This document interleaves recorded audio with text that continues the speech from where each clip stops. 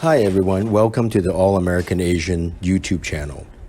Today we are honored to interview Monterey Park Councilman Hans Liang in this interview on the topic of Asian hate and how it impacts our city. We're excited to share his insights and hope this interview provides you with some clarity on this important topic and its full impact to the API community. Please support our effort by subscribing to this channel. Without further ado, please enjoy the interview and have a good time. Take care. Get up, fight gravity. Fight gravity. Get up, fight gravity. Shape your reality. Get up, fight gravity. Fight gravity. Get up, fight gravity. Shape your reality. Welcome back to the All American Asian podcast. We are here with your hosts, Adam Long, that's me. Vincent Young, that's me. And Nina Hickox, that's me. Today we have in our studio a very special guest, two-term Monterey Park Mayor Hans Liang. He is the mayor of a city of the population of 62,000. He's a 10-year city council member. He's also a former LA County probation officer and president of the local 685 union, which boasts 3,200 probation officers as members. He has had extensive experience in probation and as well as local politics. And he's here to talk to us today about current topics such as Asian hate crimes. Welcome, Hans. Thank you, Adam. It's a pleasure to be here tonight. It's good to see you, good to see Vincent and Nina. And the topic of API hate crimes obviously has been an issue lately in the news. I know that as of late we haven't seen much press on it, although this morning I was watching Fox 11 News and they had some statistics that showed that there was an increase of 72% in Asian hate crimes. So, I don't know if you know, in the city of Monterey Park, we are about 67% of our population is Asian, 50% of that are Chinese. And then we have the second largest population, about 28% is Hispanic, Latino, and then the remaining we have is other white, black, etc. So That's interesting to hear whites and another large group like blacks as being grouped as other in a context current today. It just seems strange. Yeah, Monterey Park is the first Asian majority city. On our city council, there are 4 of us who are Asian American, and we have 1 Latino, which is very reflective of the way our city is in terms of population. So it's a well balanced representation, that serves our city on the council. Yeah, I'm familiar with that city. It's very diverse and unique in that sense that the Asian and Latino communities are so strong there, and that they existed that way for generations, it seems, right? Yeah, it's interesting. And in regards to when you talk about Asian hate crimes, since we have such a large population, one might think that, you would have a high incidences of those things occurring in our city. But, surprisingly and also happily, in the city of Monterey Park, we have never had any type of Asian hate crime or any type of violence towards Asians. I know that... Wait a minute, you said never? We have no reports. We have some in our neighboring cities, Rosemead. There were some, I know, up north in Oakland. But wait, that sounds like one of those we don't have a gang problem. Well, I'm just sorry, Mayor or Your Honor. Well, we work with the police chief on a regular basis. We are getting reports from her on a regular basis, and we have not experienced any of that. I don't know, perhaps if because there's a high density of Asians that that doesn't occur, and I got my own thoughts about that, but we'll get to that. But if you look at the statistics, right, it's interesting because a lot of the Asians that were attacked, a lot of those, I think a lot of COVID contributes to that as well. They were elderly, they were easy targets, and I think that that kind of created a situation, especially when you see those video clips of those. I'm sure many of you have seen it. It doesn't seem like it's in predominantly necessarily Asian areas that these things are happening. And what's disturbing to me is I see a lot of brothers doing this shit excuse me, doing this shit in the reports, which kind of is disturbing to me. But again, that's just an observation I have, a very disturbing one too. Well, another thing that I think you have to consider in terms of when you're looking at the statistics and the numbers, not to say that there isn't these incidents, of course we know that there are, but you know, the standard or threshold for what we call a hate crime has, you know, in terms of the reporting is different. So before maybe somebody would say, I was standing on the corner and these group of people came up to me and they called me, you know, they used some kind of racial epithet, you crazy ass chink or something like that. And then I report that saying that they were, you know, being racist towards me or whatever. And then sometimes those get logged in as one incident, right? So I think in the reporting, it's very important to look at, you know, what the reporting standards are and what the threshold is when you talk about a hate crime. So, and let me back up a little. Is there anything about your background, your credential that I left out that you know, I just want Well, to make sure I think, you correctly. you know, you introduced me as a former probation officer, but I'm actually still a probation Oh. officer. Maybe I was talking about myself. Okay, I stand corrected. Okay, so we're pretty accurate in terms of your credentials, your experience, et cetera, that we're. Yeah, you got it. You're pretty right on that. Okay. So I had a question about, basically, do you think that the strength of population in Monterey Park of Asians contributes to that situation that you're talking about, where there's an incredibly low incidence of hate crime? Yeah, I think, you know, obviously the high population, I think our community, you know, a lot of Chinese members, and then also it could be that those elements, you know, would have a harder time navigating in that environment, if you will. And then a lot of those crimes are crimes of opportunity and in Cowardice? I'm sorry.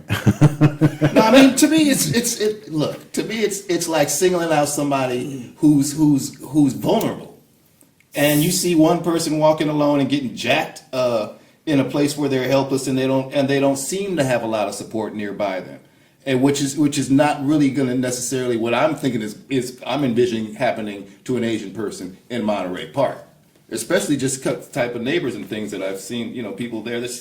Well, we have a really good, you know, for the city of Monterey Park, we have our own police department. We have our own fire department. And our police department does an excellent job working with the community. They have their community outreach policing. And I think, you know, those kind of collaborations really help, you know, in the case where incidences occur, or when the community knows that the police are there for them. The community knows that they will respond to incidences. And I think also, you know, for those criminal elements, they also know that, you know, in the city of Monterey Park, that the police take these kind of issues very seriously, and it's not something to just be glossed over. So I'm wondering about that. Okay, we're talking about these things are obviously affecting a good number of people, not only here across the country, maybe around the world. But then we're talking about a situation in Monterey Park where you have a fairly good situation in terms of the incidences happening in your jurisdiction, your area. Nonetheless, how do these occurrences affect you, your constituents, your city, you know, you know? Yeah, you know, I think Asians. that there is obviously with the media, and you see those videos of the violence, that, you know, people will be they will be fearful, they will be more cautious. But you know, Are you seeing any trends within the city or areas, or you know, just is there anything that you're seeing or actually noticing that you would attribute to, or you know, that is just that strikes you as being part of the other things that we're seeing in, you know, these crimes? things in the community that are Right. contributing to those types of crimes? Things that you're seeing in the community that you might say changes that you attribute to these events that have been happening, even though they're not happening in your city? I think that people are just more vigilant, more careful. But to be honest, like when we were seeing that a lot in the media focus, obviously at that time, the emotions were high, the fear was high. But I think as things have been moving forward, it's not that it's not there, but we're seeing less of it on the broader scale.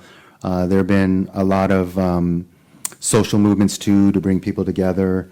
I've attended a lot of those, whether it be in the city of Monterey Park, our neighboring cities in Alhambra. So some of the partnerships with our neighboring cities in supporting and allowing these types of organizations to come together, I think that also contributes to a unity within the community that goes beyond just our city boundaries. Yeah, after watching all the video clips on all these Asian hates, does it affect you personally? Well, obviously, I think anybody that gets hurt, whether they be Asian or not, I mean, you see a lot of these seniors are getting hurt, and obviously, I'm sure it affects anybody seeing that. Who would want to see their father, their grandfather, being beat up in the street and robbed? Obviously, that's a traumatic event for anybody, regardless of their, whether they're Chinese, black, white, anybody. But I'm sure people are traumatized by that. Yeah, because personally, I, really make a lot of changes as far as how, when my mother go outside and, go to banks, and I really have to change our way of doing things compared to in the past because of all the Asian hates and all the crimes, all the violence that's happening in our city. I'm sure, Nina can, share that too. Yes, definitely. And I would worry tremendously about elderly mothers going out there. Certainly in Monterey Park, it sounds like it's a very safe haven. It sounds very good policing. It's got a great community. And Hans, you were saying that the police are very involved and they're very good at making. So have they made changes? I think that's the question. Is that actual reform? We have a new chief, Chief Kelly Gordon, who came on. She's the first female chief of our department, and having our own police department gives us, from the city council, city perspective, gives us a lot of leeway and flexibility in terms of the direction that we want to, have that agency go. Right now we're very happy with our leadership. She's very proactive in terms of community and community engagement. She kind of jokes and says the softer side of policing, right? Touchy-feely? So, God. So, because oftentimes, Law and order, sir. Really? you hear the whole defund the police and all that kind of stuff. I'm sorry, what? Yes. No, yeah. Oh, yeah, well, what is her... Oh, That's go- where we were going to go to. Go ahead, Adam. No, I was just saying, what is her, where is she at in terms of that? Well, in the city of Monterey Park, again, since we have our police department, our community loves our police department. Like they are, there's a certain level of pride, not only for our police department, but our firefighters as well. So we did not experience any type of protest or demands to defund our police department. Actually, when that was going on, you had community members coming to the city council meeting to advocate for the police and to tell us that, whatever's going on out there in the community about defund the police, that we should not take that approach. Not that we ever did, but it was great to see the community came out in that time when they were being targeted and said, we like our police and you should take care of them, which we agree with as well. Yes. Well, that's absolutely fantastic, and thank you for that, because it's interesting that many other places don't have the same type of a community togetherness, really, and it's really wonderful to hear that and to know that this is working very well without having to defund. But I know that's obviously very sensitive right now, and but that's absolutely fantastic. Thank you. Yeah. It's, I think, given that we are 62,000, it's not like we're not talking the whole entire county, just one of the 88 cities in LA County. But I think having our own police department, our dedicated police department, not a contract with the county, and our own fire department, that it gives us the control to really try new things and really to, put leaders like our Chief Kelly Gordon there in the front to lead our department and to connect with our community. Yeah, since we're on that subject on defunding police, what's your strategy as far as how to approach that in your city? Well, I think that, that was sort of a tagline, during the time, when the George Floyd incident happened. And, it's been said before, all civilized societies have law enforcement. And I think that, to allocate resources differently, perhaps towards the community or a balance of the resources, I think that could be useful.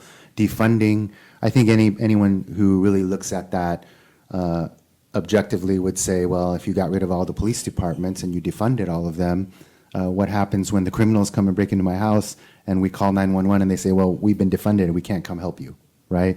You have to have a level of law and order in order for society to function, right? So, I think that I would, for me personally, in terms of resources, money, dollars, right, there may be a way to allocate that where you don't have to necessarily defund the police, but there's some types of allocations which would create collaborations between the community and the police, right? Community and probation agencies, community and faith-based groups, and because we all know, that a lot of these problems start at home and in the community, and oftentimes those resources are unavailable for that, for those people. So a reallocation of funding, a advocacy for community support, those things I think are important, but I don't think that anyone is thinking we're just going to take everything from the police agencies and throw them all into the community and it's going to get better. Because for those of us who've been around a while, and especially those of us who work in law enforcement, we in probation we want to make people better, but in our experience we've seen some people that are pretty bad, and some of the things they've done to other people are also very serious, right? So there's got to be a balance. Are you saying that it's something to do with even an education within the police? There's some sort of education where that they can branch out to these communities and these vulnerable people and these, let's say, communities that haven't had everything that other communities have had, and that's why they go into certain routes in their lives. Yeah, I believe that we are, a heavy product of our environment, right? And if you're in an environment where you have, heavy entrenchment in gangs, when these young people are looking out of their windows or seeing their community, and there are not a lot of positive pro-social role models, it becomes difficult for them to figure out or look up to something that they want to do. And a lot of times if you're in a, gang communities, there's drugs, there's violence, and easy money, right? And sometimes that is such a lure, especially when, you don't have some of the things that other people have, right? So I think the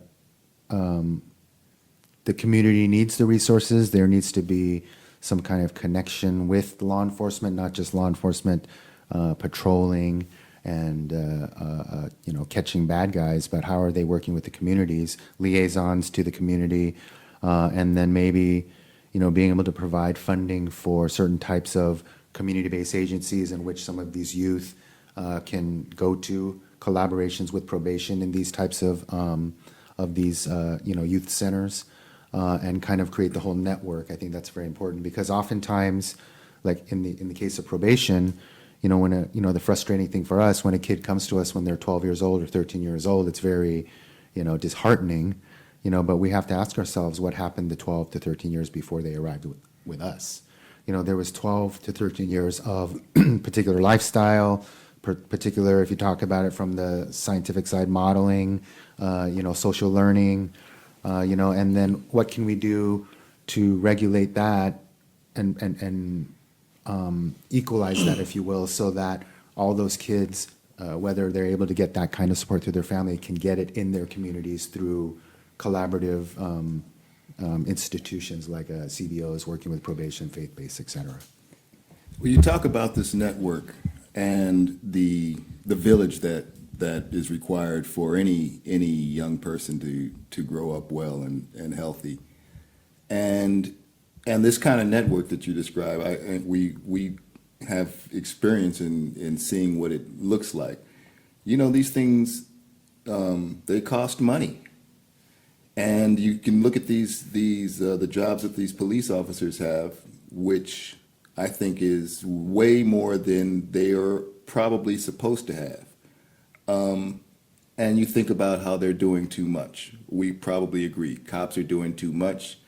There's not enough of that network that you talked about to ensure that every one of our youngsters doesn't fall through.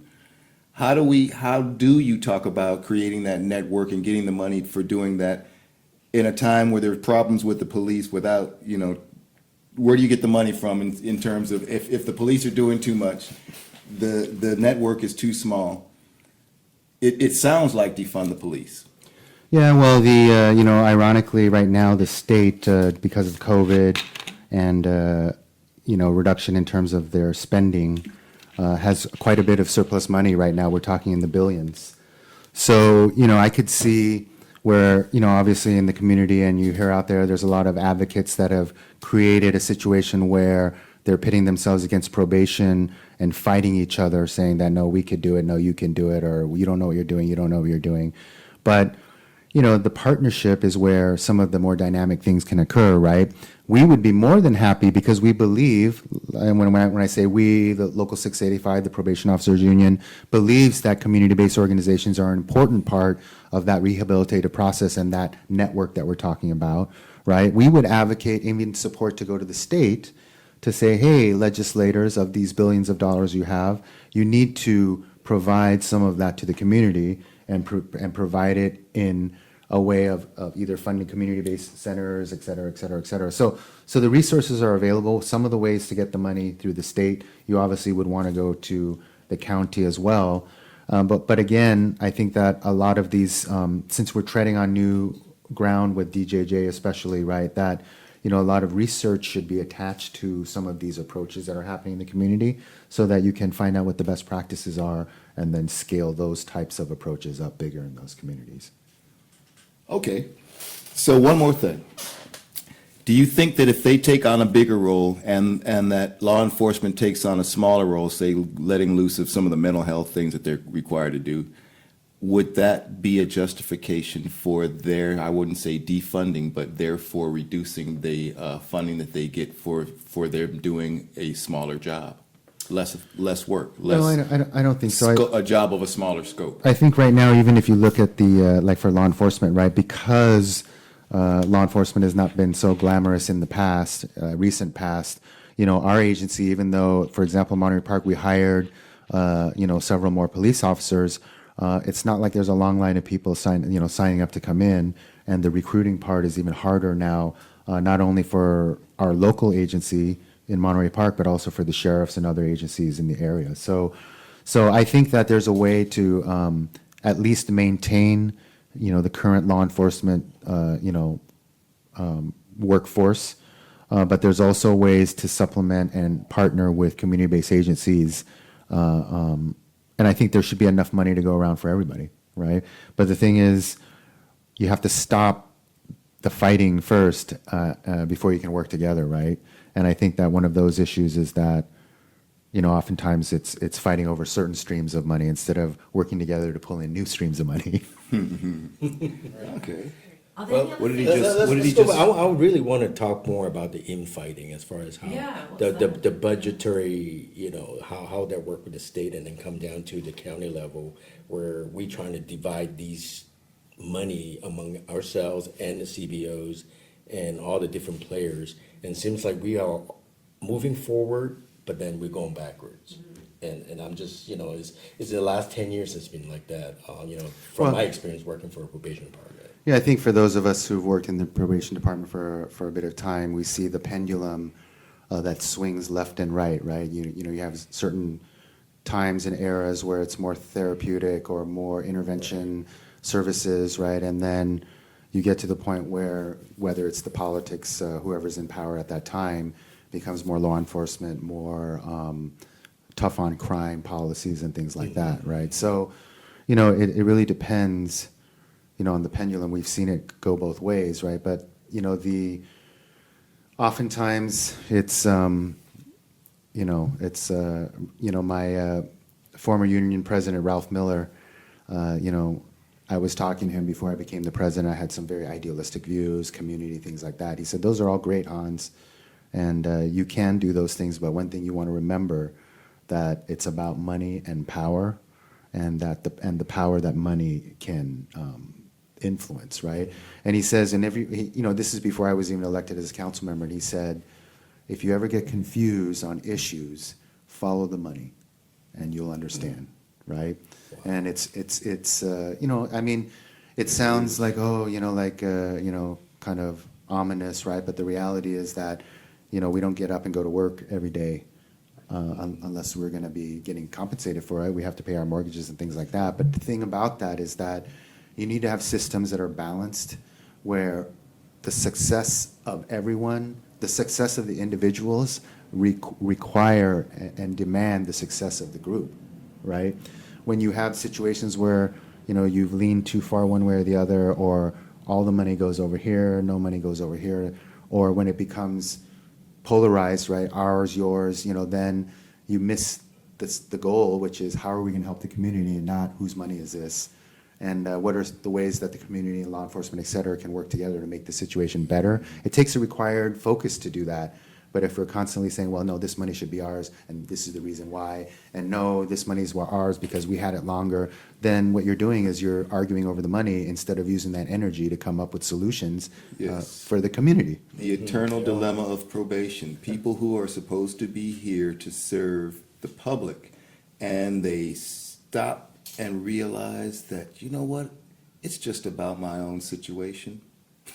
You're in charge. There are people in these organizations that have command of large sums of money, of resources, of a lot of things that are what you mentioned.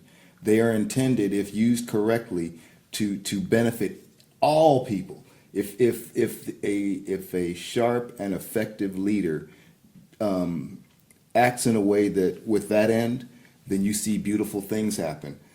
But very often, quite often, what I saw people doing is their vision wasn't about the community or the program or the outcomes or the kids or none of that shit.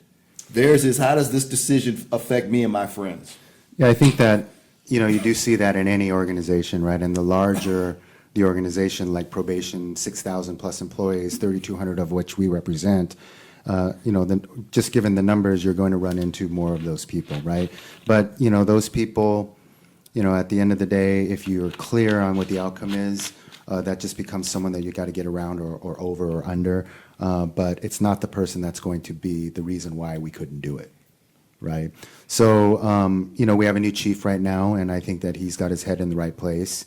But, he is new. He doesn't know our middle management like we know our middle management.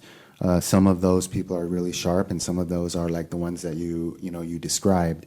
But it's really, I think, in terms of wanting to get something done, the goal is how do you bring all of those sharp people together to focus their energies on those things we talked about, and how to just shield yourself or minimize, the interactions with those people that are negative, or the ones that are really not committed to their pledge, if you will, as a probation officer or probation staff. I think that's an awesome message to the young folks that are still working for us, and I'm hoping they can stay longer with us because the morale is extremely low at this point. But we do have a new chief, and I think we're heading in the right direction at this point. I'm sure if he works closely with the union, brainstorm and work together, I'm sure some good things are going to happen. Yeah, we had the opportunity. We were just in San Diego for a conference. It's the PSPSA conference, which is the Public Safety Peer Support Association conference. And it was something that the chief approved. It's out of San Diego, where he's from. And it was very interesting. It was a paradigm shift. I think that from the older days, when you think of law enforcement and traumatic experiences, maybe you see a partner get killed or something like that, oftentimes, from the old days, it was like, suck it up, get over it, right? Be a man, right? But the reality is that, peace officers are humans too. We have a brain, we have feelings, right? We have vision, hearing, sight, and we experience things just like other humans experience things. And I think that, one of the statistics was interesting. I know we may be going off topic, but they were saying that the number of police officers that die a year from suicide is higher than the number that get shot by criminals, right? So a lot of their trauma is not addressed, and it's great that we were able to attend this conference. And it's kind of a paradigm shift, and a lot of times people say from the older times that it's brave when you can hold those things in. But the new paradigm shift is no, you have to be braver to let it out and say, you know what, I need help, right? So we had an opportunity to visit their juvenile hall, which was kind of a side trip, right? And the chief of this department, that is now our department, you should see their new facility. They don't call it a juvenile hall; it's a youth transition center. Very high tech, all high tech, touch screen stuff. You can control all aspects of the facility. They even have a gym and a cafeteria for the staff. They have locker rooms for the staff. So that must mean they have actually cameras and stuff on like the LA County facilities. Well, they have the cameras on the I'm certain still waiting for I'm cameras, certain they aren't we? don't have them I think it was installed. in the dressing room, but. But yeah, I mean, just security in general, incident stuff. But the thing is, one of the things they did, they even changed their vendor for food, right? Right now, one of the rules or requirements is that 80% of the food that's served to the youth and to the staff has to be freshly made, right? And then, so with that kind of perception about how they care about staff over there, they've done their gym is nice. Those locker rooms and showers are nice, right? Wait, if the youth? No, for the staff. the staff. I mean, it's good for the youth Staff. too, Yeah. but the staff have something as well. So they have they're- their own cafeteria, right? So if the chief there was able to create that, we're hoping that when he's coming to LA County, he's bringing that same kind of staff-centric thinking Right. to ensure that we're okay, so that the better we are, the better we can work with the kids that we're working with, right? The more stressed we are, the more that we feel that people don't care about us, right? The harder it is to be dedicated, right? Especially if you feel like they don't care or appreciate what you're doing. Sure. Well, there's a thing I think a lot of people in the public may not understand, though. You want your children in custody to be treated well. Well, they're going to be treated well as the staff who are supervising them are being treated well by the supervisors who are supervising them, who are being treated by their LA County Board of Supervisors, et cetera, et cetera. I mean, if they're in an environment where you're saying that where the staff and the employees are being let know that they are valuable and that they're heard, that creates the environment that goes all the way down. And I've seen it 100 times, and and you have to, and when it works, that it works, and that it doesn't when it doesn't. Yeah, and I think, I've been in the department 20, this is my 24th year, right? And I really do see, that it could be a lot more than it is now. And it does, I agree, like you said, Adam, it starts at the top, right? The leaders have to set the tone, and they have to lead. There's an old saying that administrators do things right, leaders do the right thing. So that's, we're optimistic, right? It's funny, I heard a quote. They said a pessimist is an optimist with some experience. So for me, I'm an optimist, but I do have a lot of experience now too, So we want to do our best to support our chief to ensure that he can meet these goals. But he doesn't have a easy job ahead of him, and but I think I'm still optimistic in the direction we're going. So, you're an Asian person. You're That I am. yes, you are. I think it looks like You're an American. You're all American Asians. No, you're an all American Asian. How do you consider yourself in that scheme first? Well, I think of myself as, if you want to be specific, I would say I'm Chinese American, right? Because that's my ethnicity. In the broader sense, I'm Asian American, right? Or API, right? If you're talking about, it's funny, your own personal identity, you say Chinese American because that's who you think about. But then when you think about politically and about the group, your group, like I'm part of the API community, right? But it's interesting because, even though, I'm fortunate I can still speak Mandarin, I grew up in a culture of Chinese culture, but smack dab in America, right? I mean, I grew up in LA. I was born in LA, and I grew up in Cerritos.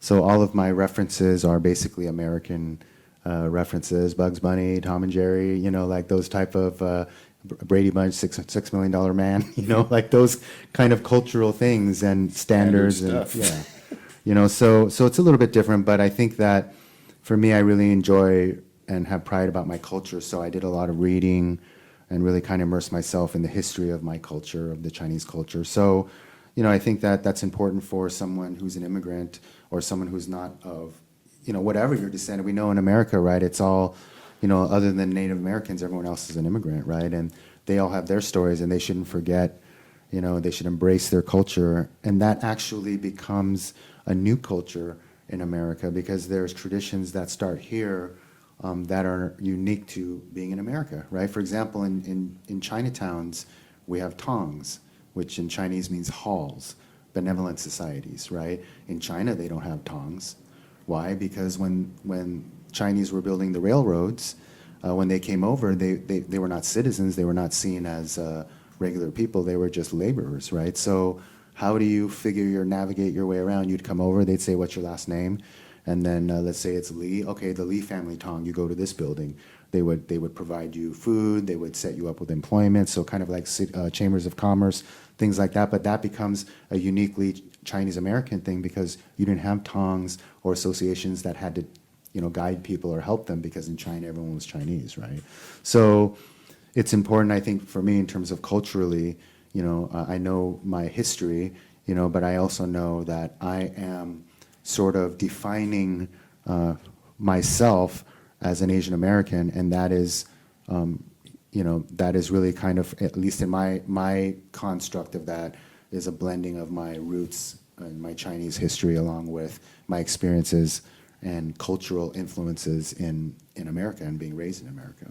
So here you are, Chinese Asian American, mayor, city council, union guy, person, looking up, looking forward. Where is Asianness in America going? What part do you play in it? What needs to happen? Where are we going from here? Well, and what's your part in it?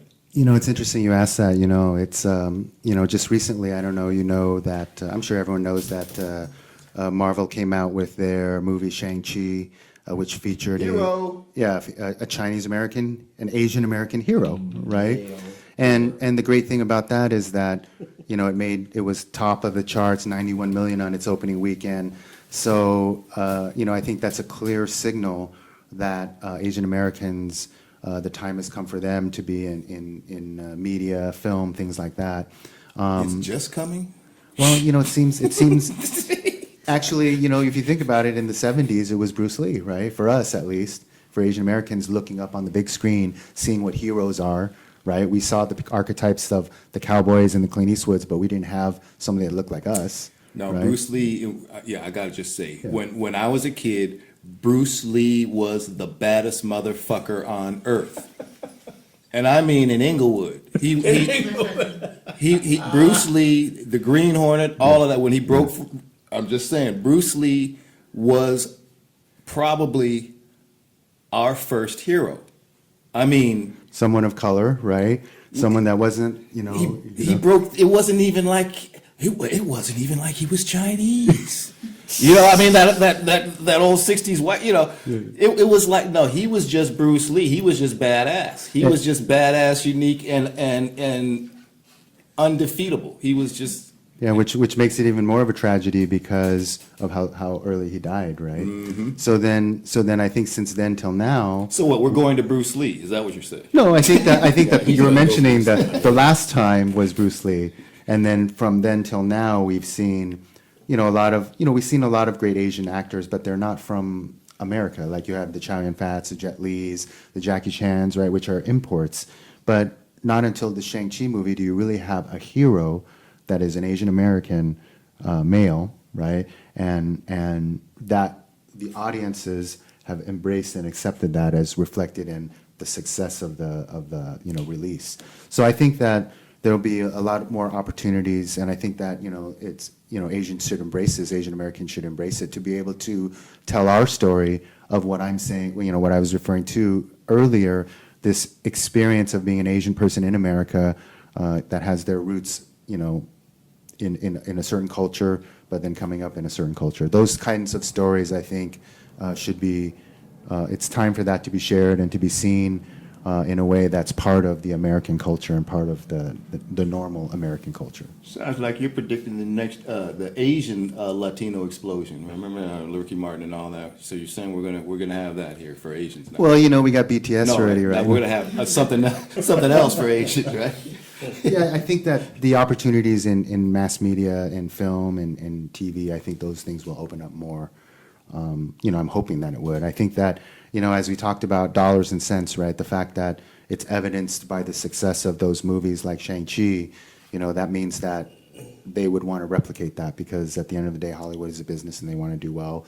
And I think that the time has come right now where we're going to have those opportunities as APIs, Asian Americans, to play in some of those roles and to represent ourselves honestly, you know, to the American society, right? You know, some of those things they'll find are very similar and some of them are different, but that's the thing that is the beauty of it, right? You know, it's everyone's kind of a little bit different, but we're probably more the same than we know, right? Amen. Well, that's another reason why we have the All-American Asian podcast. You know, we use this platform to discover more young people that are talented in every field, Yeah. right? Find out who that really describes it. Exactly, and that's why we're here. And wanted to thank you so much today, Hans, for coming over. And it was an honor speaking with you. Yeah, I'd be more than happy to come back, and it's always fun just to sit around and kind of talk about the issues that maybe you know, we think about but we don't really express or vocalize, you know. So, and then I think through these continued discussions, it also, you know, will open the door to other types of discussions and other types of things that would prove to be enlightening for not only Asian Americans but all Americans. Hopefully, we'll see. Thank you guys again. Thank you Thank so you. much. Thanks for coming. Thanks. Promise to come back. I promise. All right. This has been episode 2 of the All-American Asian podcast. Tune in regularly for interesting and provocative discussions on topics that are relevant to Asians and all Americans. See you next time. See you next time. See you next